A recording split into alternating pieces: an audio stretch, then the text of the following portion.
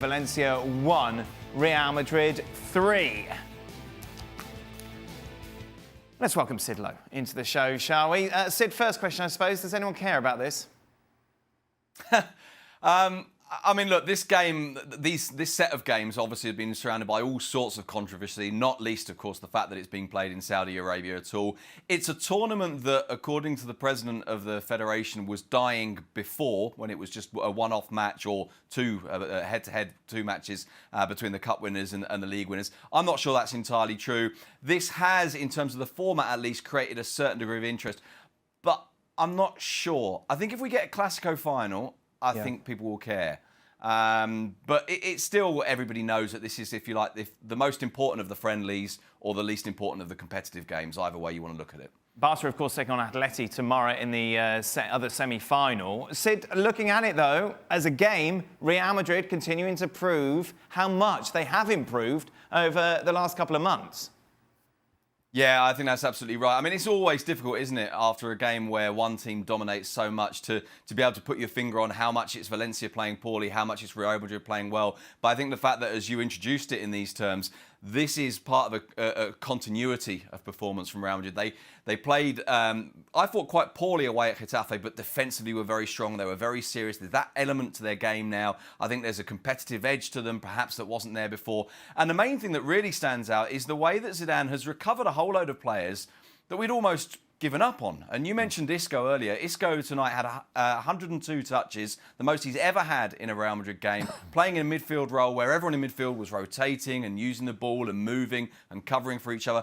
And it's a completely different formation, without Bale, without Benzema, players missing, and yet somehow it feels like there's just a confidence running through Madrid now that means even when they don't play well, they're always competitive, and they do look very good. Yeah, they're looking much, much better.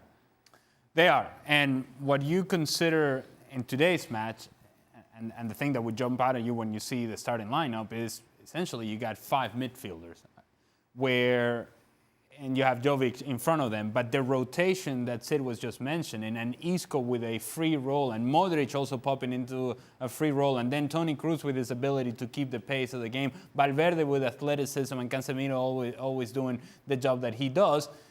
And you see that rotation and you see that movement, and it's such a departure from what we have expected Real Madrid to be over the last couple of seasons, where you know you're going to have two wingers, and you're going to have, in this case, this year, Hazard on one side, maybe Bale on the other side, say Vinicius. That's a conversation. Who's going to play out in the wing, and then Benzema out in front?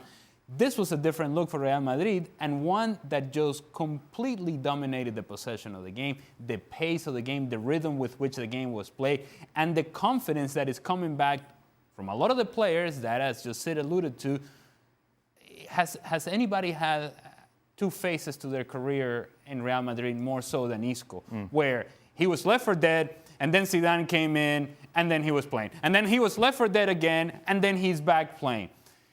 And if you have that from 3 or 4 players in Real Madrid, that kind of talent rises to a different level entirely. And that's why it makes Real Madrid, when you project as to what the future of La Liga is going to be, of course it's going to be Real Madrid or Barcelona. But right now, you feel like the inside track is Real Madrid. You mentioned Sid mentioned the touches for Isco, but I got the feeling it was a little bit of a training game. Yeah. Feel about it. Yeah.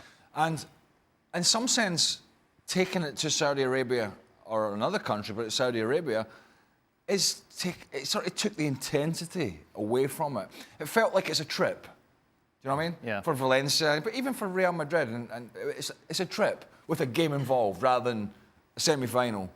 And I kind of got the feeling and that allowed Real Madrid just to dominate the game. And Valencia were all right now and again, but I just feel taking the games to these places, you lose the intensity of having the game on home soil where it kind of means more. It's almost like, well, we're over here and we're playing this little game in Saudi Arabia because that's what we're doing. And it's a bit of a trip. Yeah. And if we win, we win. I mean, obviously for Real Madrid and Barcelona, the pressure is more. But for the other teams, I think it's taken the edge off it. Sid, we've come a long way, though, haven't we, from that pre-season shellacking that Real Madrid received from Atleti. There was talk on the show, I know, we talked about the future of Zinedine Zidane and how he could be gone before Christmas. He must He must be smiling to himself because he's shown a lot of his critics wrong, hasn't he, over the last few weeks, proving that he's not just a manager who will just pat you on the back.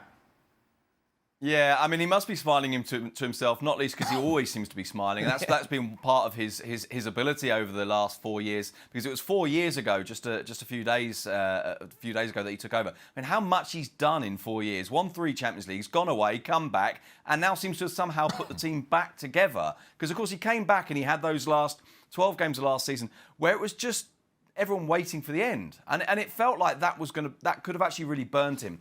And he's come through it. And as you say, there was the defeat against Atletico in the summer. There was a doubtful start to the season. And you know what? I think the smile, it doesn't feel like he's driven by what people say, but it does feel like he's driven by a competitiveness. I think more than anything else, to prove to himself and to prove to his players that he can do it differently. And I think one of the most interesting things about this year is that it feels like their priorities have been turned on their head at Real Madrid. Zidane has been consistent in talking about the league, consistent in talking about this is what proves that we are the best, not the Champions League. And you know, it is not.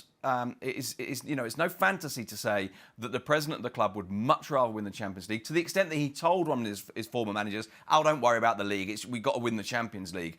And yet Zidane has shifted that, and he's challenged the storyline from within the club. And I think we're seeing that now in the competitiveness of the players, the seriousness of them. And to go back to the Getafe game at the weekend again, and I think this is a microcosm of their season.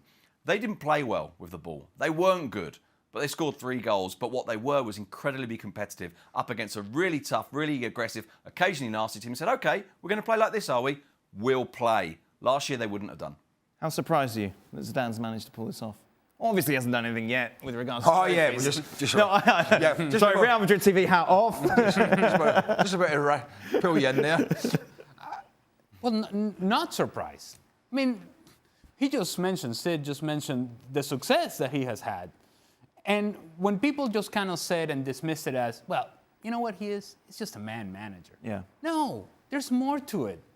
And you have to be a man manager, and you have to handle certain situations. But then you also have to make tactical decisions. And you have to evaluate players, and you have to say, this guy gives me an opportunity to win. So when you identify Valverde as a guy who's going to be an important part of your team going forward, that's taking a chance, because that's taking the position of somebody else, somebody who has been far more established, where you're saying, no, you know what? This young guy is the answer for me. Zidane's got to make that decision, not anybody else. And so I do think that Zidane deserves a whole lot of credit, but then he's got to finish the deal. Right. And so does this team. Well, thank you very much for watching ESPN on YouTube. For more sports highlights and analysis, be sure to download the ESPN app. And for live streaming, premium content, and let's not forget as well, ESPN FC 7 days a week. Subscribe to ESPN+.